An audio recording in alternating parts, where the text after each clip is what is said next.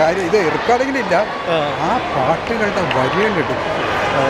തമ്പി സാറിൻ്റെ ഐഡിയ ചെറിയ ശരിയല്ലേ? എന്നെ സാറ് വിളിച്ചു. നമ്മുടെ തമ്പി സാറല്ല, മറ്റേ ബാലുഗിരിയ സാറ് ചെറിയൊരു ഓഫർ വെച്ചു, സിനിമയിലേക്ക് എഴുതാൻ നിങ്ങളെ ക്ഷണിക്കുന്നു എന്ന് പറഞ്ഞു. അപ്പോൾ അതെൻ്റെ ജീവിതത്തിൽ എനിക്ക് കിട്ടാൻ പോകുന്ന വലിയൊരു അംഗീകാരമല്ലേ. ആ ഒരു സ്റ്റൈലുണ്ട്. പക്ഷേ എന്നോട് സാറ് പറഞ്ഞു, തമ്പി സാറ് പറഞ്ഞു അല്ല, അവർ പറഞ്ഞു നിങ്ങൾക്ക് നിങ്ങളുടെ ഒരു വേറൊരു ടച്ച് കാണുന്നുണ്ട്, നിങ്ങൾ കൂടെ നിൽക്കണം, നമുക്ക് ചെയ്യാമെന്ന് പറഞ്ഞു. അപ്പോൾ അതെനിക്കൊരു സന്തോഷമുള്ള കാര്യം, ജീവിതത്തിൽ കിട്ടുന്ന ഒരു അംഗീകാരമല്ലേ. നമ്മൾ ഒരിക്കലും വിചാരിക്കാത്ത ചില മാറ്റങ്ങൾ, അത് ഓരോരുത്തരും ഒരു സലൂട്ട് എടുത്തോളാം. പിന്നെങ്കിലും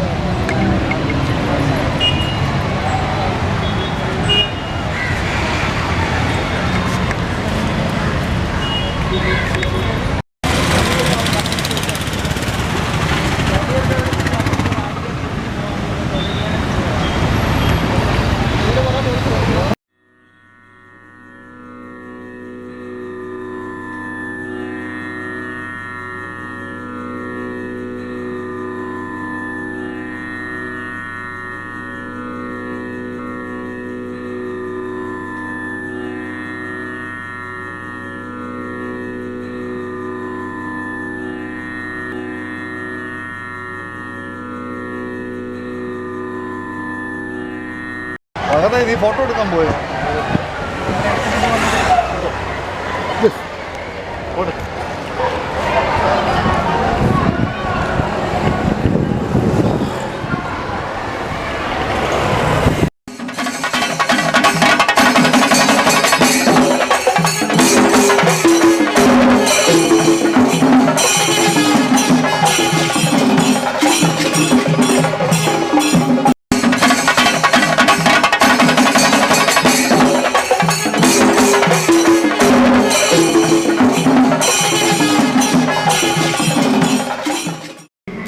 ഞാൻ വിജു കർത്ത. ഞാൻ എഴുതിയ പ്രണയ കവിതാ സമാഹാരമാണ് രാധാമാധവ്.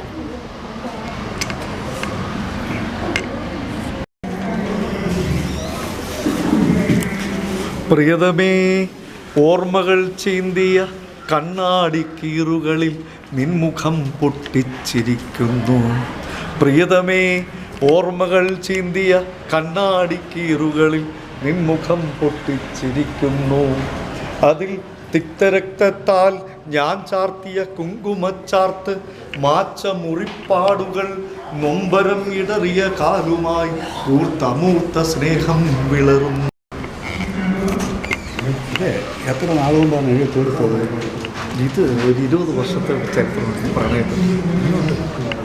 എത്ര നാളുണ്ട് കൈവിട്ട്? എത്ര നാളുണ്ട്? ഒരു 20 വർഷം, ഏകദേശം 20 വർഷക്കാലം നീണ്ട പ്രണയത്തിൻ്റെ. പ്രണയിച്ചിട്ടുള്ള ആരെങ്കിലും? തീർച്ചയായിട്ടും 100%. ശ്രീകുമാരൻ തമ്പിയല്ലേ? കവിതകൾ മുഴുവനും ഉണ്ടായത് പ്രണയത്തിലൂടെയാണ്. അദ്ദേഹം തന്നെ തീർച്ചയായിട്ടും അതുമായിട്ട് എന്തെങ്കിലും ബന്ധമുള്ള കവിതയിൽ? എൻ്റെ പ്രണയം ഒരാളെ കുറിച്ചാണ്. ആ ഒരാളെ കുറിച്ചുള്ള ഒരാളെ കുറിച്ച് തന്നെയാണ് അദ്ദേഹം സകല സിനിമയിലും കഥാപാത്രങ്ങൾക്ക് വേണ്ടി ആക്കി. പ്രണയത്തിനങ്ങനെ കാലങ്ങളില്ലല്ലോ, കാലങ്ങൾക്ക് അതീതമല്ലേ പ്രണയം. അതാണല്ലേ മറ്റേ കൊടുക്കുന്നതാണ്.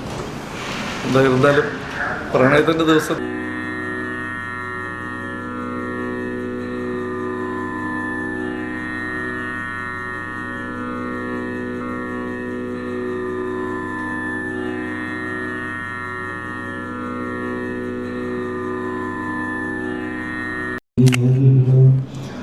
നല്ല ചിന്തയായി എൻ്റെ മനസ്സിലും നല്ല ഭാഷയായി നാവിൻ്റെ തുമ്പിലും നല്ല ചേരിയായി എൻ്റെ കരത്തിലും നന്മയാം നീ കടന്നിരിക്കണമേ, ദയ ചൊരിയണമേ. കീർത്തിയെയും ഈ പുസ്തക പൂവിരിയുന്നത് പോലെ സന്തോഷകരമായ ദൗത്യമാണ് ഒരു പുസ്തകം പ്രകാശനം ചെയ്യുന്നതിന് സാക്ഷ്യം വഹിക്കുക എന്നുള്ളത്. ബിജു കർത്തായുടെ രാധാമാധവം ടൈറ്റിൽ കേൾക്കുമ്പോൾ തന്നെ എന്താണ് അതിൻ്റെ കണ്ടന്റെന്ന് എല്ലാവർക്കും മനസ്സിലാവും. പുരാണങ്ങളെ ആസ്പദമാക്കി നിരവധി കൃതികളുണ്ടായിട്ടുണ്ട്. പ്രത്യേകിച്ചും രാമായണത്തെയും മഹാഭാരതത്തെയും ആസ്പദമാക്കിയാണ് കൂടുതൽ കൃതികൾ വന്നിട്ടുള്ളത്. അതിലെ ഗ്രന്ഥകർത്താക്കൾ അവരുടേതായ വ്യാഖ്യാനങ്ങൾ നൽകിയിട്ടുണ്ട്. പുതിയ പുതിയ വ്യാഖ്യാനങ്ങളും കണ്ടെത്തലുകളും നടത്തിയിട്ടുണ്ട്. യയാതിയിലായാലും അതുപോലെ എം ടിയുടെ രണ്ടാമൊഴും ഇനി ഞാനുള്ളവരുടെ തുടങ്ങിയിട്ടുള്ള എല്ലാ കൃതികളിലും മാധവിക്കുട്ടി സുരയ്യ, അതോടൊപ്പം തന്നെ വളരെ ഗൗരവത്തിൽ എഴുതിയിട്ടുള്ള കവിതകളുമുണ്ട്. സമ്പത്ത് വിജുവിനുണ്ട്. അതുകൊണ്ട് നമുക്ക് ഒരു പാരായണക്ഷമത ഈ കൃതിക്ക് വന്നാൽ നമുക്കിതായിട്ട് വായിച്ച് പോകാൻ പറ്റും. പിന്നെ ഇത് മറിച്ച് നോക്കിയപ്പോൾ എനിക്ക് തോന്നിയ എൻ്റെ ചിന്തയിൽ ഉണർന്നത് ഇത് നമ്മുടെ കാവ്യപ്രസ്ഥാനത്തിൽ ഏത് ശാഖയിൽ ഉൾക്കൊള്ളിക്കുന്നു എന്നുള്ള കൃഷ്ണനാണ്. അതുകൊണ്ട് ഭക്തിപ്രസ്ഥാനത്തിൽ പെടുന്ന ഞാൻ നോക്കി. നമ്മുടെ മലയാള കാവ്യപ്രസ്ഥാനത്തിൽ ആദ്യമുണ്ടായ പ്രസ്ഥാനം ഭക്തിപ്രസ്ഥാനമാണ്. അത് സംശയിച്ചുകൊണ്ട് അദ്ദേഹം കാര്യങ്ങളുടെ പ്രണയത്തെക്കുറിച്ച് എഴുതുകയാണ്. പ്രണയത്തിന് നിരവധി ഭാവങ്ങളുണ്ട്. ത്യാഗത്തിൻ്റെ ഭാവമുണ്ട്, വിരഹത്തിൻ്റെ ഭാവമുണ്ട്, കാമത്തിൻ്റെ ഭാവമുണ്ട്. സ്വാത്വിക പ്രേമം ആശാന്റെ നായികന്മാരെ പോലെ ഇനിയും കൂടുതൽ കവിതകൾ രചിച്ച് നമ്മുടെ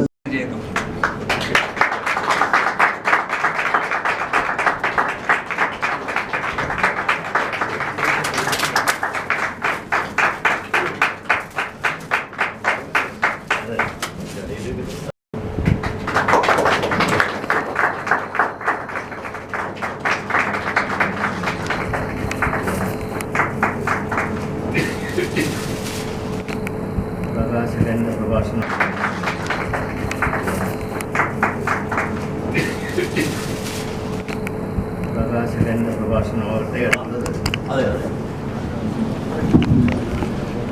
ഈ പുസ്തക പ്രകാശന ചടങ്ങിനെ കുറിച്ച് 2 വാക്ക് സംസാരിക്കുന്നതിനായി ശ്രീ ബാലു ഗ്രീക് സാറിനെ ക്ഷണിക്കുന്നു. രണ്ടാമത്തെ പുസ്തകമാണ്. കാലത്തെ ഭാരത് ഭവനിലെ പുറഞ്ചട്ടയിൽ ആമുഖത്തിൽ പുസ്തകത്തിൻ്റെ ആമുഖത്തിൽ പറഞ്ഞിട്ടുണ്ട്, രാധാ മാധവ എന്ന കവിതാ സമാഹാരം പ്രണയത്തിൻ്റെ വ്യത്യസ്ത ഭാവങ്ങളെയും അതിൻ്റെ സൂക്ഷ്മമായ വികാരഭാവങ്ങളെയും സ്പർശിച്ച് കടന്നു പോകുന്ന ഹൃദയാവിഷ്കാരമാണെന്ന് അദ്ദേഹം തുറന്ന് സമ്മതിക്കുകയാണ്. ഞാൻ അധരങ്ങൾ തമ്മിൽ കഥ പറഞ്ഞോ, നിന്റെ കൺപീലികൾ തമ്മിൽ കലഹിച്ചിരുന്നോ, കാമത്തിൻ്റെ കനലുകൾ കോരിയിട്ടോ, നിന്റെ മാദക ഭംഗിയിൽ ഞാൻ ലയിച്ചോ. ഇങ്ങനെയൊക്കെയാണ് അദ്ദേഹത്തിൻ്റെ മധുവസന്തം എന്നുള്ള കവിതയിൽ പറഞ്ഞിരിക്കുന്ന പ്രധാനപ്പെട്ട ഒരു 4 വരികൾ. ഈ പുസ്തകം മുഴുവനും ഞാൻ വായിച്ചു. ഇത് മുഴുവനും പ്രണയത്തിൻ്റെ, ഇഷ്ടമായാലും ഇല്ലെങ്കിൽ ഞാൻ പറയാം, അദ്ദേഹത്തിന് ഒരു പ്രണയം ഉണ്ടായിരുന്നു, അത് പരാജയപ്പെടുകയും ചെയ്തിട്ടുണ്ട്. രാധികയായിരുന്നു യേശുദാസ് പാടിയ വിഷാദ ഗാനങ്ങൾ എന്ന കാസറ്റിലെ 2 വരികൾ ഞാൻ എഴുതിയ കവിതകളാണ്. അവകാശമുണ്ട്. രാധികയായിരുന്നു അദ്ദേഹം. അപ്പോൾ ബുദ്ധിപരമായി എങ്ങനെയാണ്, എവിടെ, എന്ത് തിരികെ വെച്ചാൽ, സത്യസന്ധമായ കാര്യങ്ങൾ തിരികെ വെച്ചാൽ ഒരു കവിക്ക് വിജയിക്കും. പ്രണയിച്ചതിന് ശേഷം കരയുന്നവർക്കും വായിക്കുവാനായിട്ട് ഉതകട്ടെ എന്നും. നമ്മുടെ മുമ്പിലുള്ളൊരു പ്രധാനപ്പെട്ട കലാകാരൻ ബാലു 2 പേര് കഴിഞ്ഞു. ഈ കർത്താവിൻ്റെ കഴിയാൻ ബാക്കി ബാലു ഉണ്ട്. അതിനിടയിൽ എന്ത് പറയണം എന്നെനിക്കൊരു പിടിയില്ല. രാധാ മാധവം എന്ന ഈ കൃതി തുടങ്ങിയപ്പം തമ്പാൻ സാറ് പറഞ്ഞു, കൃഷ്ണൻ കരയുന്നില്ല എന്നാണ് അദ്ദേഹം പറഞ്ഞു വെച്ചത്. അത് പ്രഭാവമോ പറഞ്ഞിട്ടുണ്ട്. എന്നാൽ കൃഷ്ണന്റെ കാര്യം പറയുമ്പോൾ തമ്പാൻ സാറ് പറഞ്ഞ അഭിപ്രായത്തോട് എനിക്ക് വിയോജിപ്പെടുന്നത് ആദ്യം പറയട്ടെ. കൃഷ്ണൻ കരഞ്ഞു. കരച്ചിലിനെ എങ്ങനെയാണ് നമ്മൾ വ്യാഖ്യാനിക്കുക? കരച്ചിൽ പലതുമുണ്ട്. അട്ടഹസിക്കുന്ന പോലുള്ള കരച്ചിലുണ്ട്. മുമ്പിൽ അവതരിപ്പിക്കും പോലെ ഈ ചിത്രം നമ്മുടെ മുമ്പിൽ അവതരിപ്പിക്കുകയാണ്. രാധാമാധവ് എന്ന് പറയുന്ന ആ ഒരു സങ്കല്പത്തിൽ അതിൽ ഈ ആദ്യത്തെ വരിയിൽ തന്നെ കവി പറയുന്നുണ്ട്, രാധാമാധവം പ്രണയത്തിന്റെ വ്യത്യസ്ത ഭാവങ്ങളെ, അതിന്റെ സൂക്ഷ്മമായ വികാരഭാവങ്ങളെ സ്പർശിച്ച് കടന്നുപോകുന്ന ഹൃദയാവിഷ്കാരമാണ് കവി പറയുകയാണ്. അപ്പൊ ഇതിൽ എനിക്ക് ആ ആദ്യത്തെ ഒരു വരിയിൽ പറഞ്ഞത് വേനലിന്റെ ദാഹം നമുക്കറിയാം. ഇപ്പൊ വേഴാമ്പലിനൊരു ദാഹമുണ്ട്. വേഴാമ്പല് മഴ പെയ്താൽ മാത്രമേ വെള്ളം കുടിക്കാൻ പറ്റൂ. അതുപോലെ തന്നെയാണ് പ്രണയിക്കുന്ന ആൾക്കാർക്ക് വേനലിന്റെ ദാഹവും ശിശിരത്തിന്റെ തണുപ്പും വസന്തത്തിന്റെ ഗന്ധവും ഇടവപ്പാതിയുടെ കുളിരും ആ ഒരു ഈ ഒരു എന്താ പറയാ ആ ഒരു കാര്യങ്ങളൊക്കെ ചേർന്ന് വരുമ്പോൾ നമുക്ക് അതിന്റെ ഒരു ഭംഗി ഇതിലേക്ക് ചേർക്കുന്നുണ്ട്. അതുപോലെ ഈ രാധാമാധവ കവിതകൾ നമ്മൾ നിരവധി കേട്ടു. ഇവിടെ തന്നെ എല്ലാവരും പറഞ്ഞു കൃഷ്ണ കവിതകൾ. പെട്ടെന്ന് നമ്മുടെ മനസ്സിലേക്ക് വരുന്നത് സുഗതകുമാരി, അതുപോലെ അയ്യപ്പ പണിക്കർ, അതുപോലെ ചങ്ങമ്പുഴയുടെ ഉണ്ട്, ശ്യാമമാധവ, എല്ലാം നമ്മുടെ മനസ്സിലേക്ക് വരുന്നു. രാധാമാധവ സങ്കല്പം എന്ന് പറയുന്നത് കേവലം പ്രണയഭാവം മാത്രമല്ല, അതിനപ്പുറത്തേക്ക് കൃഷ്ണൻ എന്ന് പറയുന്നത് പരമാത്മാവായിട്ടാണ് വേദാന്തത്തിൽ പറയുന്നത്. ഭഗവത്ഗീതയിലെ കൃഷ്ണൻ എന്ന് പറയുന്നത് സൃഷ്ടിയുടെ ആധാരവും അതുപോലെ തന്നെ നിലനിൽപ്പിന്റെ അടിസ്ഥാനവും ഒക്കെയാണ്. നമുക്ക് പിന്നെ പരമലക്ഷ്യമാണ്, ഈശ്വര സാക്ഷാത്കാരമാണ് മനുഷ്യ ജീവിതത്തിന്റെ ആത്യന്തികമായിട്ടുള്ള ലക്ഷ്യം. അതിനു വേണ്ടിയിട്ട് പ്രയത്നിക്കുന്നവരുണ്ട്, അല്ലാത്തവരുണ്ട്. ഏത് മതത്തിലായാലും അവസാനം ദൈവത്തിങ്കൽ എത്തിച്ചേരുക, ഏത് മതസ്ഥരായാലും അതാണ് ആത്യന്തികമായിട്ടുള്ള ലക്ഷ്യം എന്ന് പറയുന്നത്. ഭഗവാൻ അകലാൻ പറ്റത്തില്ല, വേർപിരിയാൻ പറ്റത്തില്ല, എന്നാൽ അടുത്ത് വന്നാലും സംഘർഷമാണ്. അത്തരത്തിലുള്ള ഇതൊക്കെ ഇദ്ദേഹം ഈ കവിതകളിൽ പങ്കുവെച്ചിട്ടുണ്ട്. അതുപോലെ ചങ്ങമ്പുഴ പറയുന്നുണ്ട്, കരഗതമാവുകിൽ ആകാശപുഷ്പവും ശുഷ്പശഷ്പമെന്ന്. അതായത് നമ്മുടെ കൈ കിട്ടുന്നിടം വരെയുള്ളൂ ആകാശപുഷ്പമായാലും അതിനോടുള്ള ഒരു അഭിനിവേശം. കൈ കിട്ടുമ്പോൾ അത് നിർഭരമായിട്ടുള്ള ഈ കാലഘട്ടത്തിൽ പ്രണയ കവിതകൾക്കൊക്കെ വളരെയധികം, കഥകൾക്കൊക്കെ വളരെയധികം പ്രാധാന്യമുണ്ട്. കാരണം നമ്മുടെ ആ പിരിമുറുക്കങ്ങളൊക്കെ അയവ് വരുത്താനായിട്ട് അത് സാധിക്കും. ഇപ്പൊ ഈ കുറച്ചു നേരം പ്രണയത്തെ പറ്റി ചിന്തിക്കാനും നമുക്ക് മാർഗ രൂപേണ പൊതുപ്രവർത്തനത്തിൽ എങ്ങനെ വ്യക്തിത്വമാകാം എന്നുള്ള നമ്മുടെ പന്യൻ രവീന്ദ്ര സർ, രവിയേട്ട് എന്ന സ്നേഹ ബഹുമാനത്തോടെ വിളിക്കും. നമ്മുടെ എല്ലാവരെയും ഞാൻ ഈ അവസരത്തിൽ നന്ദിയോടെ സ്മരിക്കുകയാണ്. രാധാമാധവത്തെക്കുറിച്ച് ഞാൻ എൻ്റെ ആമുഖത്തിൽ പറഞ്ഞത് 100% വ്യക്തമാണ്. എവിടെയോ നഷ്ടപ്പെട്ടിട്ടുള്ള ഓർമ്മകളിൽ നിന്ന് ഞാൻ ഓർത്തെടുത്ത വരികളല്ല ഇത്. എൻ്റെ മനസ്സിൽ കാലങ്ങളോളം ഞാൻ സൂക്ഷിച്ച പ്രണയത്തിൻ്റെ ജീവാക്ഷരങ്ങളാണ് എൻ്റെ കവിത. അതെൻ്റെ ജീവൻ്റെ നഗ്നാക്ഷരങ്ങളാണെന്ന് ഞാൻ എഴുതിയിട്ടുണ്ട്. അതിൽ തെല്ലും യാതൊരു മറച്ചു വെക്കാനും ഒന്നുമില്ല. എനിക്ക് അനുഭവവേദ്യമായ, ഞാൻ സ്വയം അനുഭവിച്ചറിഞ്ഞ എൻ്റെ ജീവിതത്തിൻ്റെ നേരുകൊണ്ടെഴുതിയ വരികളാണ് ഇതിൽ മുഴുവൻ ഞാൻ വ്യക്തമായിട്ടുള്ളത്. കേവലം രാധയും കൃഷ്ണനും തമ്മിലുള്ള സ്നേഹത്തിനെപ്പോഴും ഞാനും നീയും എന്ന സ്വാഭാവികതയുണ്ട്. എനിക്കൊരു ശരീരമുണ്ട്, എനിക്കൊരു മനസ്സുണ്ട്. ഇവിടെ തമ്പാൻ സാറും അതുപോലെ തന്നെ ബാലു കിരിയ സാറും പന്നിൻ സാറും ഒക്കെ പറഞ്ഞു, ഈ പ്രണയത്തെക്കുറിച്ച് മാംസനിബദ്ധമല്ല രാഗം എന്നുള്ളത്. സർ, അങ്ങനെയല്ല സർ. ഇത് തുടങ്ങുന്നത് കന്യാരാഗം എന്ന് പറയുന്ന കൃതിയിലാണ്. എന്നെ സ്നേഹിക്കുന്ന ആ ഒരു സ്ത്രീ ഒരിക്കലും പ്രണയമാണെന്ന് എന്നോട് പറഞ്ഞിട്ടില്ല സർ.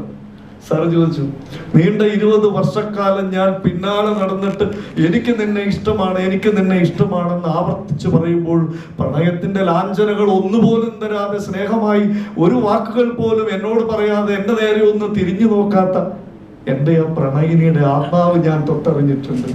കാരണം ഇതൊന്നുമില്ലാതെ, ഒരു വാക്ക് പറയാതെ ഇത്രയേറെ കാലം ഇതിനപ്പുറത്ത് എന്നെ മനോഹരമായി മറ്റൊരാൾക്ക് പ്രണയിക്കാൻ കഴിയില്ല എന്നതിന് ഉദാഹരണമാണ് എൻ്റെ മൗന നൊമ്പരങ്ങൾ, എൻ്റെ വിഷാദങ്ങൾ എന്ന് സാറ് പറഞ്ഞുള്ള ഈ രാധാമാധവം. മധുരമാം ഏതോ മന്ദസ്മിതങ്ങളാൽ മനീഷിതങ്ങളിൽ മണിപ്രവാളം. എൻ്റെ ജീവിതമാകുന്ന ഈ വലിയ ഒരു മഹാസാഗരത്തിന്റെ, അല്ലെങ്കിൽ ഈ തമ്പുരുവിൽ സ്നേഹമാവുന്ന തന്ത്രികൾ മീട്ടുക. എൻ്റെ വീടിൻ്റെ അടുത്ത് ഞാൻ ഇരിക്കുമ്പോൾ മഴ പെയ്തു. ആ മഴയിൽ നിന്ന് മഴ പെയ്ത് മാറിയതിന് ശേഷം ചെറിയ മുത്തുകൾ പോലെ എൻ്റെ ഇറവാട്ടേക്ക്, എൻ്റെ വീടിൻ്റെ ഉമ്മറത്തേക്ക് ആ മഴത്തുള്ളി അതിൻ്റെ ചാരിയിൽ നിന്ന് ഇങ്ങനെ വീടുകൊണ്ടിരുന്നു. ഞാൻ മനസ്സിലാക്കുന്ന അതേ അവസ്ഥ തന്നെയാണ് എൻ്റെ ജീവിതത്തിലും. എൻ്റെ സ്നേഹം, എൻ്റെ ജീവിതത്തിൻ്റെ കാലഘട്ടത്തിൻ്റെ ഏറ്റവും അവസാനമായി പോകുന്ന ആ പ്രണയത്തിൻ്റെ അന്തിമ നിമിഷത്തിൽ ഏതോ ഒരു നേർത്ത നൂലിൽ നിന്ന് സാർ കാണാ ചരട് പൊട്ടിയ ഈ മാല എന്ന് പറയുന്നത് കോർക്കുന്നത് ഓരോ മുത്തുകളാണ്. ഞാൻ എൻ്റെ സ്നേഹത്തെ കോർത്തിണക്കിയത് ഓരോ മുത്തുകൾ 20 വർഷമായി പെറുക്കിയെടുത്തതാണ്. അതിൽ തിക്തരക്ത ഈ ഹൃദയത്തൊട്ടിൽ വച്ച് താലോലിച്ചു ചുംബിച്ചുറക്കുവാൻ സ്നേഹാദരത്താൽ നീ തരുമീ ഉപഹാരത്താൽ തെളിക്കുക നീ രക്തബന്ധത്തെ പുലർത്തുക. എനിക്ക് ഇനിയും നന്ദി സൂചന വേറെയുണ്ട്. എന്നാലും പെയ്തൊരു മഴ പോലെ സുന്ദരമായ 22 കവിതകളടങ്ങിയ രാധാമാധവത്തിൻ്റെ പ്രകാശന കർമ്മമാണ് ഇവിടെ നടന്നത്. വളരെ മനോഹരമായ ഒരു ചടങ്ങായിരുന്നു. അതിലെത്തിയ എല്ലാ വിശിഷ്ട വ്യക്തികൾക്കുമുള്ള കൃതജ്ഞത അറിയിക്കലാണ് എൻ്റെ കർത്തവ്യം. ആദ്യമായിട്ട് ഈശ്വര പ്രാർത്ഥന ഇവിടെ മനോഹരമായി ചൊല്ലിയ ജിഷ്ണു പ്രകാശ്, സ്വാഗതം പറഞ്ഞ ശ്രീ സ്മിത അരുൺ പ്രസാദ് ടീച്ചർ, ഇവരോടുള്ള നന്ദി അറിയിക്കുകയാണ്. അതിനുശേഷം ഇവിടെ അധ്യക്ഷ പ്രസംഗം നടത്തിയത് ശ്രീ തമ്പ.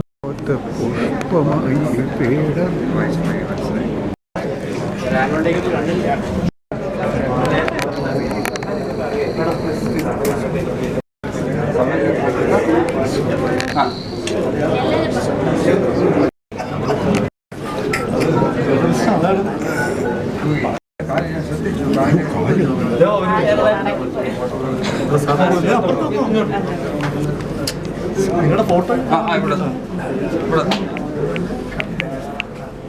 എന്താ പേര്?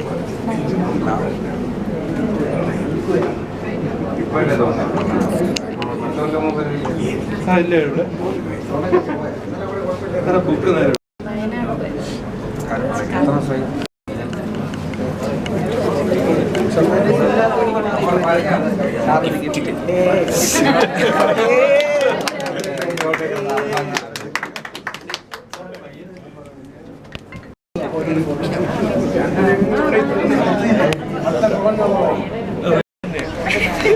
പണ്ട് അസൈൻമെന്റ് ചെയ്തു വന്ന എന്നെ നോക്കി എല്ലാവർക്കും ഇദ്ദേഹം ഒരു കവി എന്ന രീതിയിൽ മഹാകളനാണ്. പ്രേമിച്ച സംശയത്തിൽ എന്ന സംശയത്തിൽ